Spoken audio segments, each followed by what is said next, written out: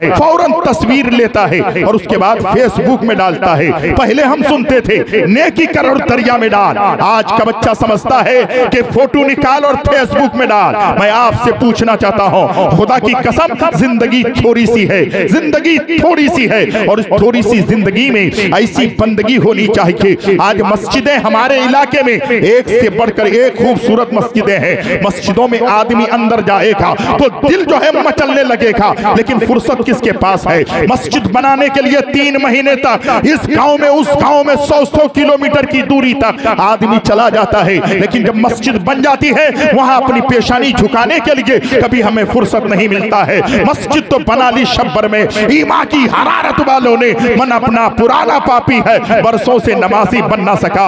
मेरी कौम के दयालु मुसलमानों, आप अपनी जगह पर बैठे रहे, मैं थोड़ी सी बात आपके सामने रखूंगा। आज मेरी माएँ भी बैठी है, आप भी बैठे हैं। हजरत आज से 3 दिन पहले एक प्रोग्राम में थे, एक आदमी से कहा गया आप नमाज क्यों नहीं पढ़ते? वो आदमी क्या कह रहा है? हजरत क्या कहे? देखिए जब मैं नमाज में खड़ा होता हूँ तो नमाज में मुझे बुरे ख्यालात आते हैं। जब मैं नमाज के लिए खड़ा होता हूँ इधर उधर का ख्याल मेरे जहन में आता है, इसलिए मैं नमाज नहीं पढ़ता हूँ। मैंने कहा मेरे भाई एक बात बता दे, एक दिन में 3 मरतबा तू खाता है, सुबह नाश्ता भी करता है, दोपहर में खाना भी खाता है, रात में खाना खाता है, लेकिन जब खाना खाने बैठता है तो उस खाने में कभी मक्खी भी बैठती है, तो आप क्या करते हैं? खाना छोड़ देते हैं, उसके बाद खाना नहीं खाते हैं। उन्होंने कहा नहीं हम खाना खाते हैं। मैंने कहा फिर क्या करते हो? कहा जब खाना खाने बैठते हैं तो हम करते ये हैं कि मक्खियों को उड़ा देते हैं, मक्खियों को भगा देते हैं और खाना खा लेते हैं। मैंने कहा कल के अंधे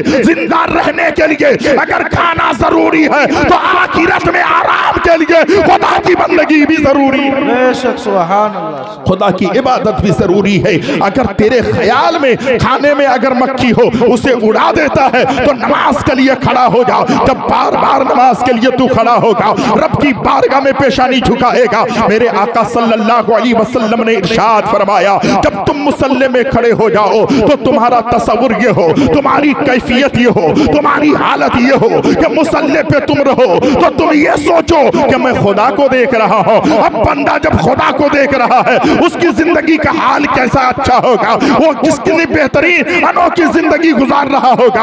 आका फरमाते हैं ये तसव्वुर करो कि मैं खुदा को देख रहा हूं, और ये ना हो सके तो ये तसव्वुर जरूर करो कि खुदा मुझे देख रहा है। अब जरा देखें, जलसे में आने वाला सोच रहा है मेरा बाप घर में है, मेरा भाई घर में है, मेरा बिरादर घर में है, मेरी माँ घर में है, मेरी बेटियां अपनी जगह सोच रही है, मेरे भाई अपनी जगह सोच रहे हैं। कौन देख रहा है? मैं जो चाहूं करूं। कुरान मेरा फरमा रहा है वो नहनो अक़रबो इलैहि मिन हब्लिल वरीद, मेरा खुदा हमारे शहरक से ज्यादा करीब है। किससे छुप रहे हो? खुदा की कसम सबसे छुप सकते हो। जो खुदा हमारे शहरक से ज्यादा करीब है, जो रब हमारे शहरक से ज्यादा करीब है, उस रब से कभी छुप नहीं सकते हो। अब जरा देखें, रात की तारीकी होती है, मेरी बेटी बीच के कमरे में है, बाप आगे के कमरे में है, भाई पीछे के कमरे में है, माँ अपने कमरे में रहती है, लेकिन वो बेटी सोच रही है मुझे देख कौन रहा है, मुझे देख कौन रहा है? मेरा बाप अपने कमरे में है, मेरी माँ अपने कमरे में है, मेरे घर वाले अपने कमरे में है,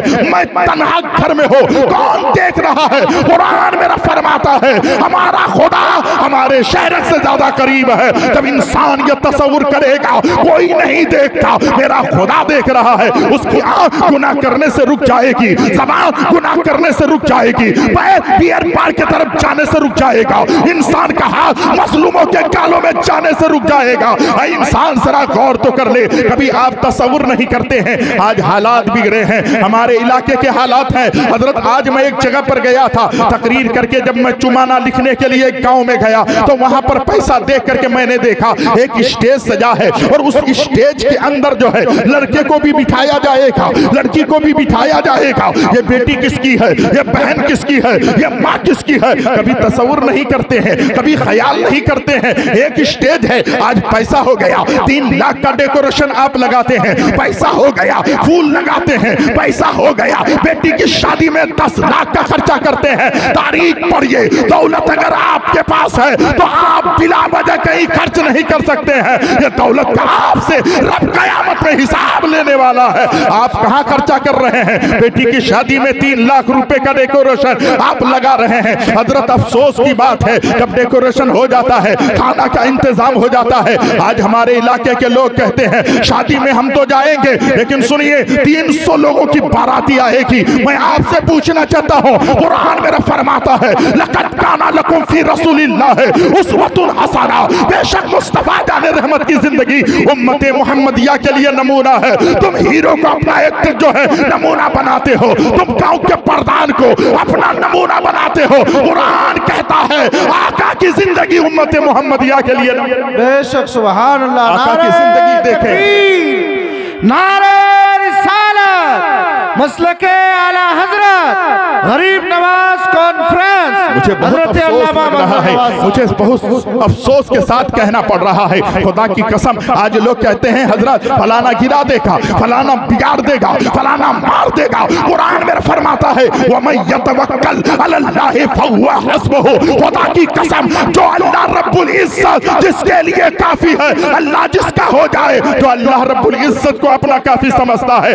अल्लाह रब्बुल इज्जत को अपना मालिक समझता है, उसके लिए दुनिया की कोई चीज की जरूरत नहीं है। मेरा खुदा अपने बंदों के लिए काफी है। लेकिन इंसान समझे तब तो। आज जरा आपसे मैं पूछना चाहता हूँ, 3 लाख रुपए का जो है डेकोरेशन आप करते हैं और क्या करते हैं, सच बताइएगा ईमानदारी से। आप एक बात सीने में हाथ रखकर बताइएगा, अगर आपकी बेटी की तस्वीर लेकर के कोई फेसबुक में डालते, व्हाट्सएप में डालते, ट्विटर पे डालते, आप कहोगे मंसर नवाज मैं बर्दाश्त नहीं करूंगा, ये मेरी बेटी है, मेरी बेटी की तस्वीर उसने फेसबुक में क्यों डाला है, व्हाट्सएप पे क्यों डाला है, ट्विटर पे क्यों डाला है, ये मेरी बेटी है, ये मेरी बहन है, हमें गवारा नहीं है, मेरी गैरत को गवारा नहीं है कि मेरी बहन की तस्वीर कोई फेसबुक में डाले। लेकिन 3 लाख खर्च करने के बाद आज होता यह है, हमारी उन्हीं बेटियों के लिए मेकअप का सामान जो है किशनगंज से लाया जाता है, मेकअप करने वालियों को वहां से बुलाया जाता है। अब शादी होने के टाइम रात की तारीखी में दूल्हा जो है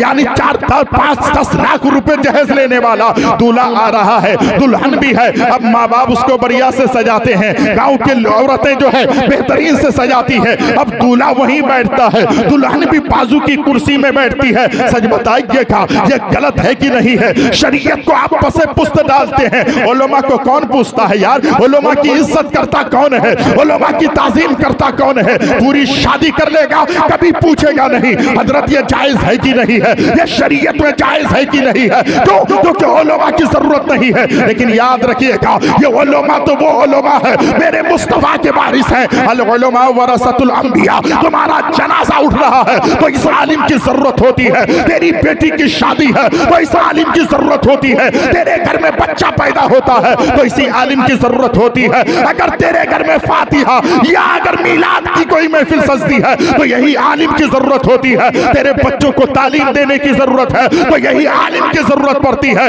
लेकिन आलिम को पीछे रखा जाता है, शरीयत का मसला पूछा नहीं जा रहा है। अब क्या होता है वहां पर जो है लड़की जो है तैयार करके लाया जाता है। अब लड़की एक कुर्सी पे बैठती है, लड़का दूसरी कुर्सी पर बैठते हैं और बैठने के बाद 10 लाख रुपए शादी में खर्चा किया करने के बाद उसका फोटो ले लेते हैं, उसके बाद फेसबुक में डाल देते हैं, ट्विटर पे डाल देते हैं। इलाके तक महदूद नहीं रहता, जहां तक उसकी रसाई है ग्रुप बाय ग्रुप सब जगह उसकी तस्वीर पहुंचती है। अब मैं उस नौजवान जो दूल्हा बना है जिसके लिए उसकी बीवी का श्रृंगार जायज है, दूसरों के लिए तो जायज नहीं है, किसी और के लिए जायज नहीं है। उसकी गैरत कहां मर गई है कि 10 लाख खर्च करके किसी की बेटी को दुल्हन बना के तो अपना घर ले जाने वाला है और तेरी बीवी का चेहरे पर लोग देख रहे हैं, नुमाइश कर रहे हैं। उस बाप की गैरत कहां चली गई जिस बाप ने अपनी बेटी को 18 साल तक पाला है, लेकिन एक वक्त ऐसा आता है कि उसकी बेटी की तस्वीर सारी के सारे इलाके में फैला दिया जाता है।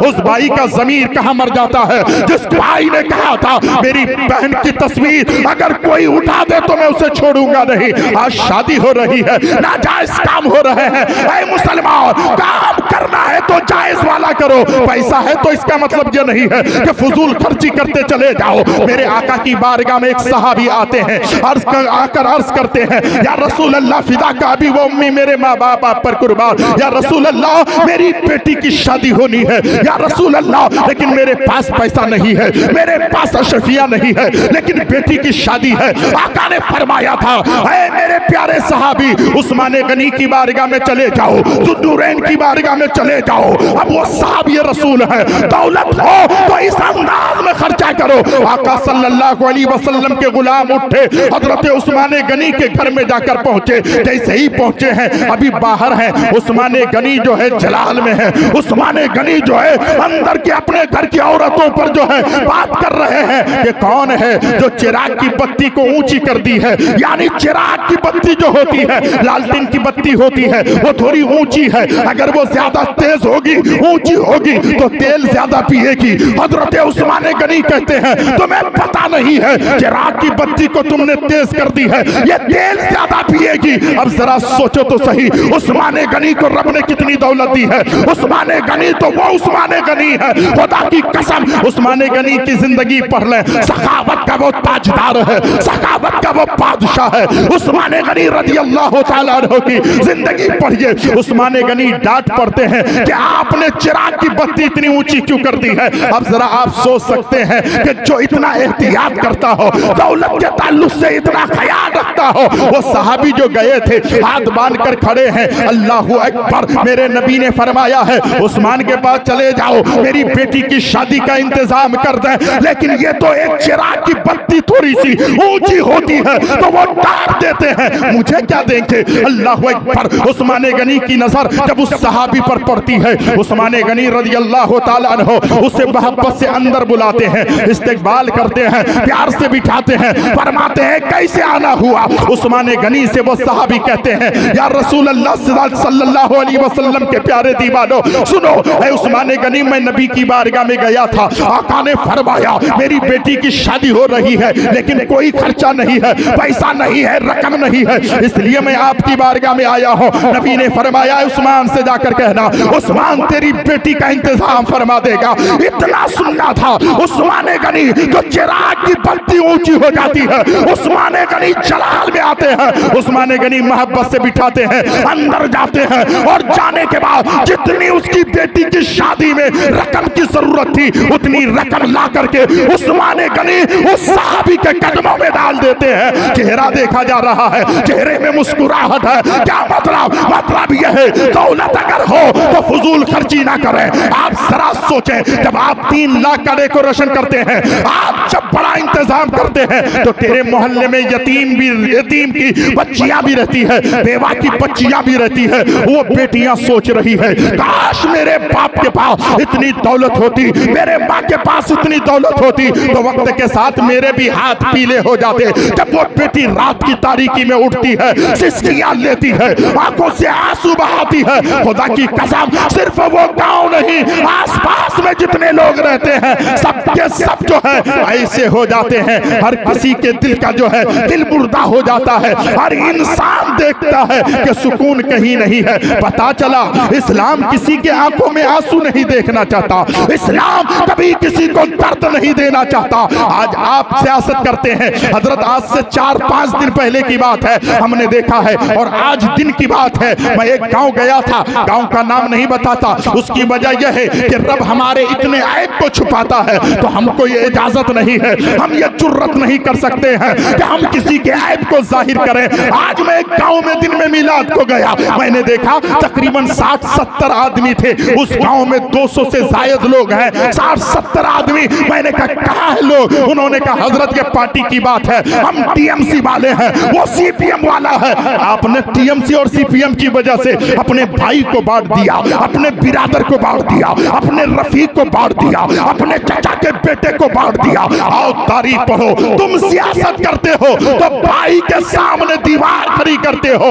आओ तारीख पढ़ो, जब मेरे मुस्तफा जाने रहमत सल्लल्लाहु अलैहि वसल्लम हिजरत करके मदीनतुर रसूल पहुंचे हैं, तो वहां ऐसा हुआ है, एक यहूदी का कुआं है, और वो कुआं का जो पानी है वो बेस कीमत बात जो है कीमत से बेचा करता है। आप जानते हैं जिस गांव में एक ही दुकान हो वो मनमानी चलाता है। यहूदी के पास कुआं है, अल्लाह अकबर, आकर के मेरे मेरे आका के गुलाम कहते हैं, या रसूल अल्लाह पानी की आदत है, पानी की जुस्तजू है, गरीबों का हल्क सूख गया है, जानवर का हल्क सूख चुका है, या रसूल अल्लाह वो यहूदी पानी बहुत कीमत में बेच रहा है, यानी ज्यादा अशरफियां लेता है, या रसूल अल्लाह कोई इंतजाम हो जाए, दौलत तुम्हारे पास है तो गलत खर्च कर रहे हो, आओ तारीख पढ़ो।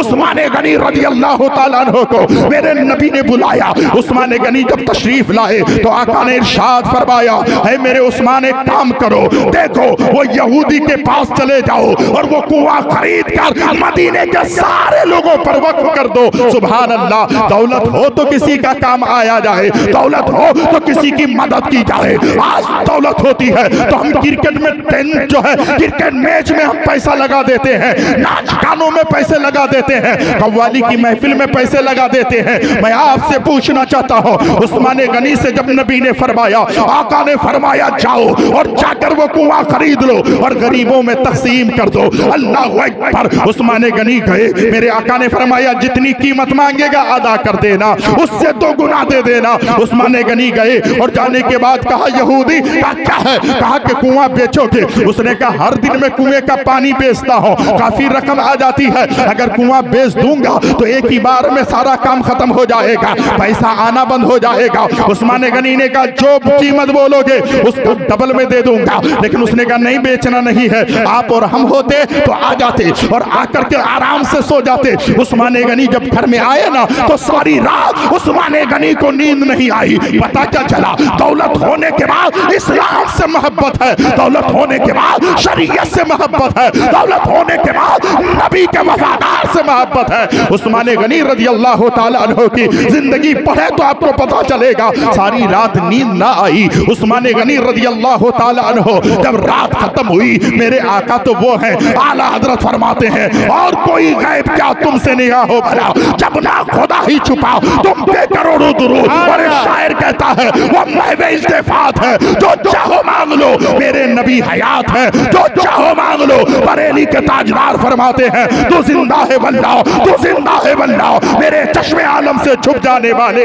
खुदा की कसम, उस्मान गनी रज़ी अल्लाह तआला अन्हु को सारी रात नींद न आई। सुबह का सफेदा फैला, आका की बारगाह में हाजिरी दी, कहने लगे या रसूल अल्लाह मुझे सारी रात नींद नहीं आई है, मैं कुआं खरीदने गया था, यहूदी कुआं बेचना नहीं चाहता है, आपसे कह दिया जाए 1000 ईंट दे दो तो आप बहाना बनाओगे। अभी जो है भट्टा बैठ गया है, अच्छी ईंट वहां नहीं निकल रही है, आप बहाना बनाते। उस्मान को नबी से मोहब्बत, उस्मान को आका के वफादारों से मोहब्बत, इस्लाम से इतनी वसअत जो है उनसियत उन्हें है। उस्मान गनी रज़ी अल्लाह तआला अन्हु की जिंदगी पढ़िए। उस्मान गनी कहते हैं या रसूल अल्लाह मुझे सारी रात नींद नहीं आई। आका ने फरमाया हाँ हाँ उस्मान मैं जानता हूँ। उस्मान गनी ने कहा या रसूल अल्लाह अब क्या किया जाए? आका ने फरमाया उस्मान फिर जा और जाकर कहना अगर तू कुआं नहीं बेचना चाहता ना बेच, सियासत देखनी है तो दे।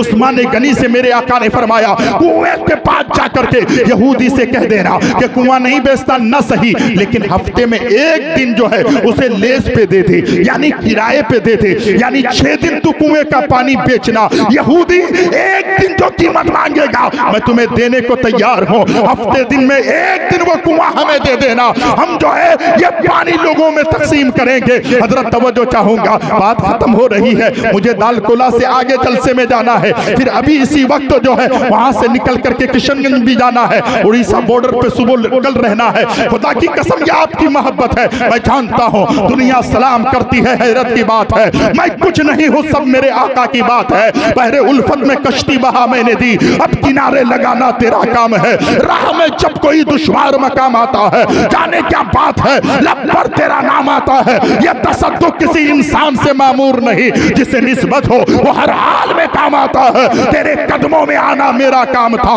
मेरा बिगड़ी बनाना तेरा काम है। सुभान अल्लाह सुभान अल्लाह। उस्मान गनी रज़ी अल्लाह तआला अन्हु को मेरे आका ने फरमाया उस्मान जा और यहूदी से जो है कह दे पूरे हफ्ते में 6 दिन तू कुएं का पानी बेचना, एक दिन मुझे कुआं लेस पे दे दे, किराए पे दे दे। शरीयत देखिए और सियासत देखिए। उस्मान गनी गए, जाने के बाद कहा यहूदी का क्या हुआ? कहा अगर कुआं नहीं बेचता न सही, लेकिन हफ्ते में एक दिन कुआं मुझे किराए पे दे दे, लेज पे दे दे। कहा कितना लोग है? आप अपने मुंह से काम करो, उतना मैं दे दूंगा। उसने कहा ठीक है, हफ्ते दिन में जो है मैं थक जाता हूँ, एक दिन आराम करने को मिल जाएगा। उस्मान तू कितना देगा? कहा तू अपने मुंह से बोल दे, जितना चाहेगा उतना दे दूंगा। उन्होंने कहा ठीक है, आप इतनी रकम दे दो। उस्मान गनी ने अदा कर दिया, दुगनी दे दिया। देने के बाद कहा हफ्ते में आपका फलाना दिन जो है ये कुआं आपके भाव गया है, आप जो चाहे करें। उस्मान गनी रज़ी अल्लाह तआला अन्हु आए, लेकिन हम और आप होते तो कहते हम अपनी दौलत को सर्फ कर दिए हैं, लोगों जाओ और पानी ले लो। नहीं, उस्मान गनी गए, अब मदीने के घरों में जाकर मदीने के गलियों में फिर रहे हैं, हर घर के दरवाजे पे दस्तक देते हैं। अल्लाह अकबर, घर वाला बाहर निकलता है, क्या बात है? अल्लाह अकबर। उस्मान गनी फरमाते हैं कल कुएं का पानी जो है पूरे मदीने के हर गरीब यतीम बेवाओं के लिए जो है वक्फ कर दिया गया है। आप कैसे आए हैं? उस्मान गनी फरमाते हैं सुनो, मैं इसलिए आया हूँ, तुम्हारे घर में कितने बर्तन हैं पानी भरने के? उन्होंने कहा 4 बर्तन है। उस्मान गनी कुआं भी खरीद देते हैं, दौलत है, अब पैसा देते हैं, शफिया देते हैं, दिरहम और दिनार देते हैं। कहा ये काम करो, आप एक काम कीजिए, अगर 4 बर्तन घर में है तो 6 बर्तन और खरीद लीजिए। अल्लाह अकबर, कल आपको कुएं का पानी खरीदना है। सुभान अल्लाह, हमने खरीद लिया है, आप बर्तन खरीद लो। अल्लाह अकबर। दूसरे घर में गए, उनको जो है दरवाजा खटखटाया, उठाया, कहा क्या है? कहा कि सुनिए, कल जो है वो कुआं हमने वक्फ करवा लिया है,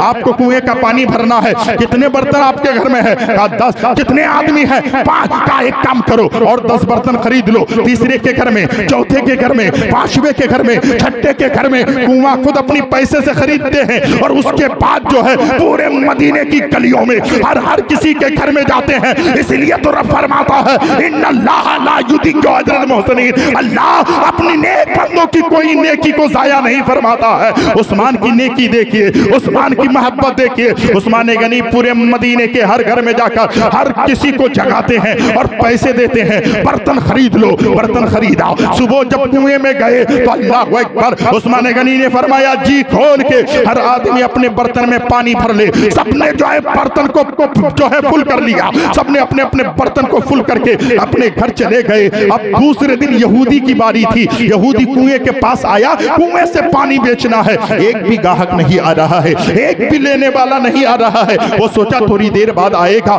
दोपहर का वक्त गुजरा, रात आ गई, कोई ग्राहक नहीं आया। दूसरा दिन फिर गए, लेकिन कोई ग्राहक पानी लेने के लिए नहीं आया। तीसरे दिन फिर हुआ कि कोई ग्राहक पानी लेने के लिए नहीं आया। चौथा दिन, 5वां दिन, 6ठा दिन, जब 6 दिन गुजर गए तो कोई पानी लेने वाला नहीं आया। 7वां दिन आया है, सारे मदीने वाले अपने अपने बर्तन लेके कुएं के पास पहुंच गए हैं, सबने बर्तन भर लिया है, अपने घर चले गए हैं। एक हफ्ते में फिर वो यहूदी पानी बेचने के लिए कुएं के पास आया। 1 दिन, 2 दिन, 3 दिन, 4 दिन, 5 दिन, 6 दिन गुजर गया, कोई पानी लेने के लिए नहीं आ रहा है। सारे मदीने के लोग अपने घरों में है। अल्लाह अकबर। फिर 7वां दिन आता है, मदीने के सारे लोग कुएं के करीब आते हैं, फिर पानी भर के चले जाते हैं। अब यहूदी दिल ही दिल में सोच रहा है अब मैं कुआं रख के करूं तो करूं क्या, ये कुआं बेचना बेहतर है। लेकिन किसी आदमी को शर्मिंदगी होती है, उसने उन्हें कहा मैं कैसे कहूं, लेकिन मेरे मुस्तफा तो दिल की भी खबर रखते हैं, मेरे मुस्तफा दिल की भी बात को जानते हैं। मेरे आका ने फरमाया उस्मान एक काम कर, अब वो यहूदी कुआं बेचना चाहता है,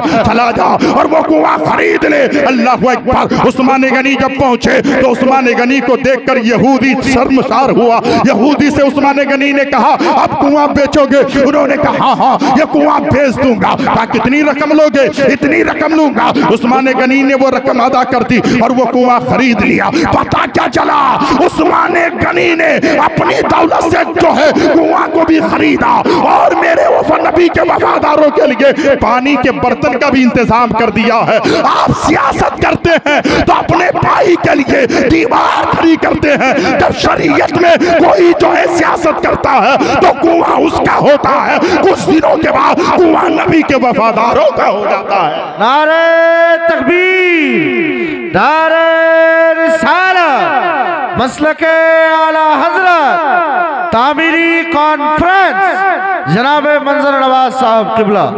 मोहतरम, वक्त काफी हो चुका है। ऐ रज़ा, हर काम का एक वक्त है, दिल को भी आराम हो ही जाएगा। खुदा की कसम, रोजाना जलसों में जाते हैं, आपकी मोहब्बत है, लेकिन आज जो मुझे अच्छा लगा, आज जो आपका बैठना अच्छा लगा, खुदा की कसम जलसों में आए तो इसी तरीके से बैठें, भगदड़ ना मचाएं, उठक बैठक ना करें। आप आए हैं शरीयत की बात सुनने की कोशिश करें, दीन की बात सुनने की कोशिश करें। मेरी माँ और बहनों, तुम्हें भी बाजार में जाने की जरूरत नहीं है। अल्लाह के रसूल सल्लल्लाहु अलैहि वसल्लम की हदीस है, मन बना लिल्लाहि मस्जिदन बनल्लाहु लहू बैतन फिल जन्नह। जिसने दुनिया में अल्लाह के घर की तामीर किया, अल्लाह उसके लिए जन्नत में महल तामीर फरमाता है। अब अल्हम्दुलिल्लाह ये मस्जिद की तामीर हो रही है और आप लोग इस बात को जानते हैं। तामीरी कॉन्फ्रेंस, और मैं हर जगह कहता हूं, तामीर मस्जिद कॉन्फ्रेंस बाद में करिए, तामीर ईदगाह कॉन्फ्रेंस बाद में करिए, सबसे पहले तामीर जिंदगी कॉन्फ्रेंस हो जाए। जब तामीर जिंदगी कॉन्फ्रेंस होती है, जब जिंदगी की तामीर होती है, तो मस्जिद बाद में बनती है, नमाजी पहले बन जाया। बेशक बेशक, सुभान अल्लाह। मदरसा बाद में बनता है, मदरसे की जो है मोहब्बत में वो जो है सुबह शाम उसके लिए अपनी जिंदगी को वक्फ कर देता